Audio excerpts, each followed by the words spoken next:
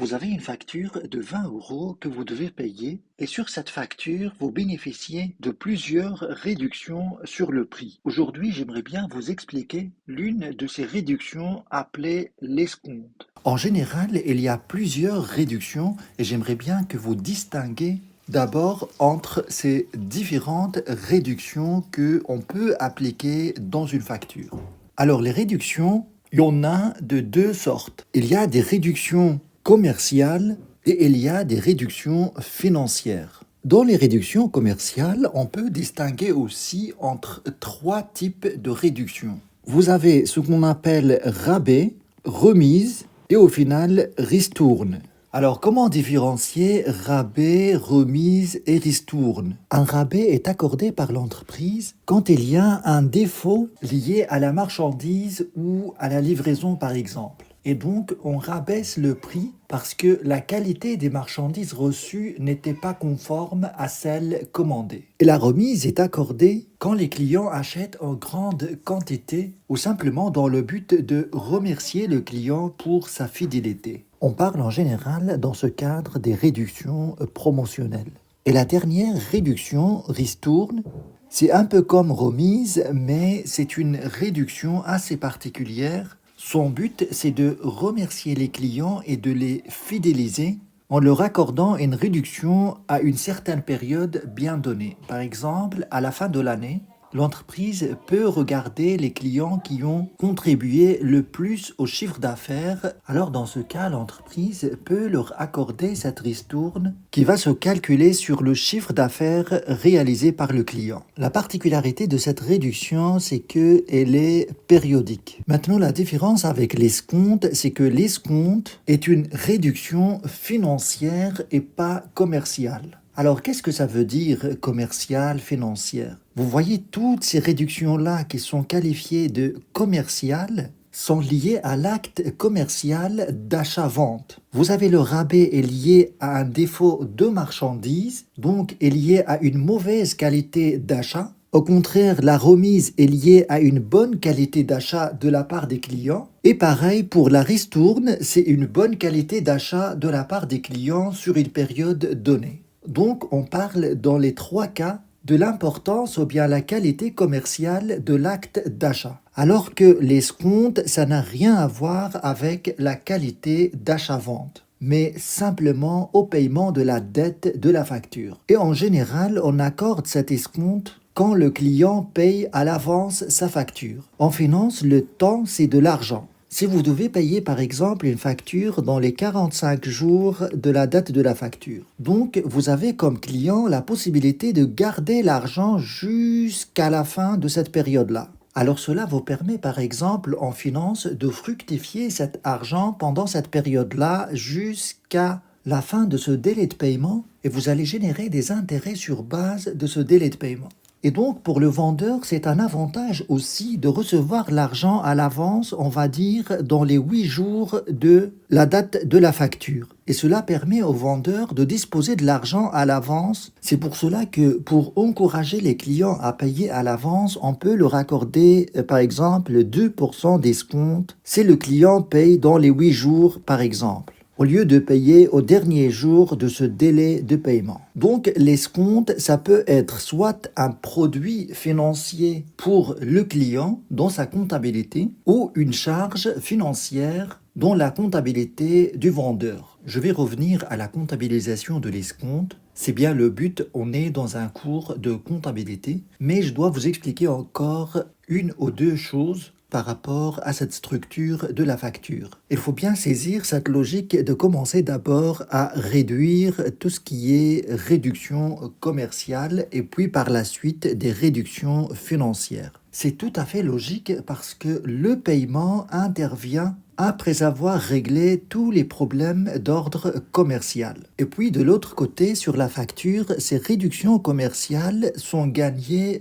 d'office. Si l'entreprise accorde un rabais ou bien une remise, on applique ces réductions directement sur la facture. Alors que l'escompte n'est pas gagné à l'avance, cela est conditionné par le fait de payer dans les 8 jours par exemple. Et donc on établit la facture ici au début, et on attend que le client paye dans le délai de 8 jours pour bénéficier de cet escompte. Si ce n'est pas le cas, alors le client payera la facture totale sans appliquer cette réduction de l'escompte. Maintenant, on va voir comment ça se passe au niveau de la comptabilisation de l'escompte. Tout d'abord, je dois préciser que la TVA n'est pas applicable sur l'escompte. Alors, pour vous simplifier et vous expliquer un petit peu la démarche, je vais vous donner un exemple pratique. Mais d'abord, je vais le faire sous forme schématique. Vous avez une facture, par exemple. Imaginez que cette facture est de l'ordre de 100 euros. Et cet espace représente les 100 euros.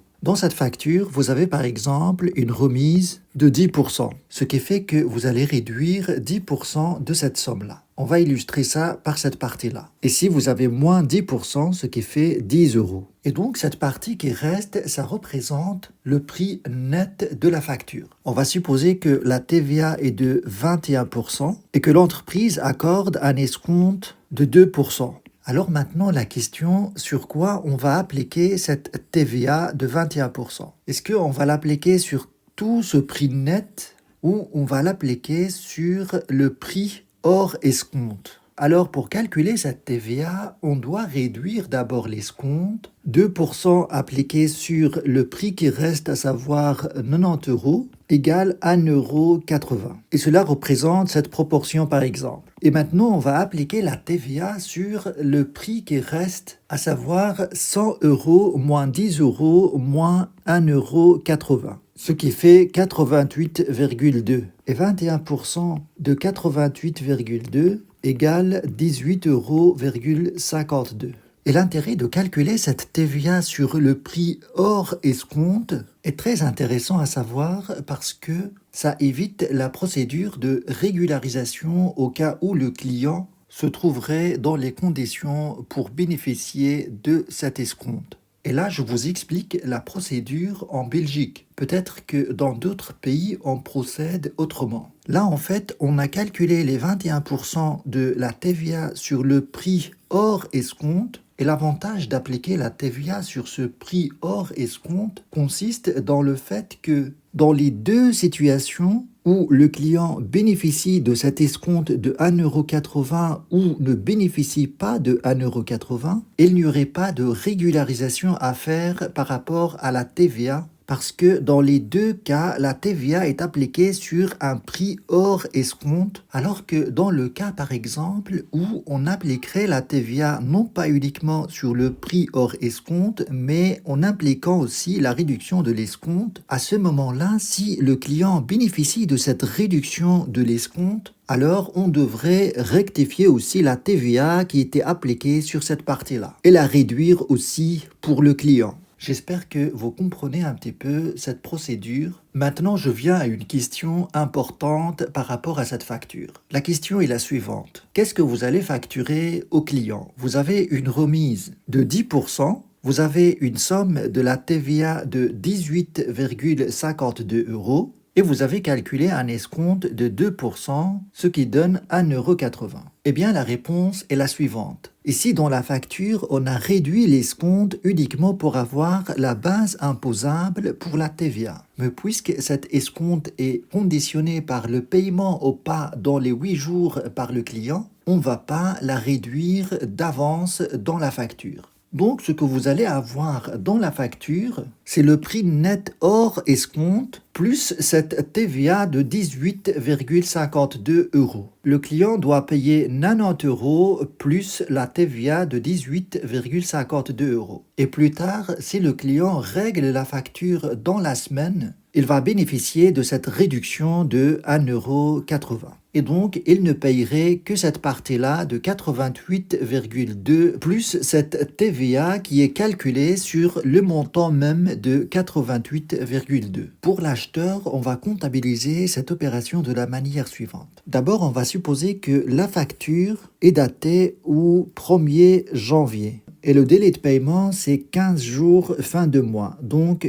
15 février. Et on a un escompte si le client paye dans les 8 jours, à savoir le 8 janvier. Imaginez que le client paye le 7 janvier. À ce moment-là, en fait, il va bénéficier de l'escompte, Mais pour la comptabilisation, le client va comptabiliser l'acte d'achat à la réception de la facture datée au 1er janvier. Dans ce cas, il va comptabiliser l'acte d'achat normalement sans escompte. Dans le livre journal, on va avoir donc deux enregistrements. Au 1er janvier, vous allez simplement augmenter les charges d'achat de marchandises 90 euros. La TVA à récupérer est de 18,52 et le fournisseur recevra tout ça, à savoir 108,52 euros.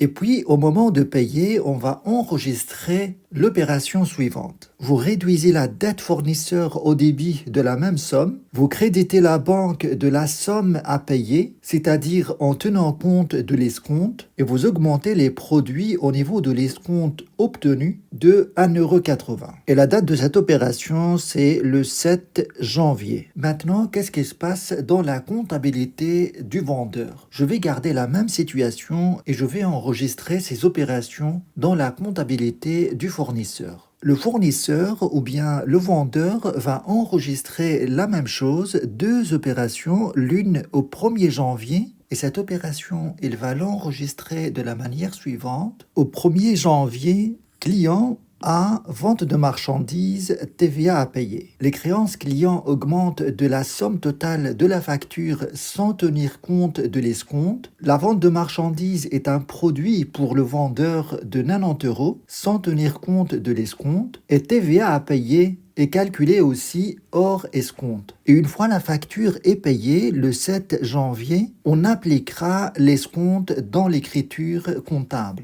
Le vendeur va augmenter sa banque de 106,72 euros. Il va enregistrer une charge qui est l'escompte accordé au client de 1,80 € et il va annuler la créance client qui était de 108,52 €.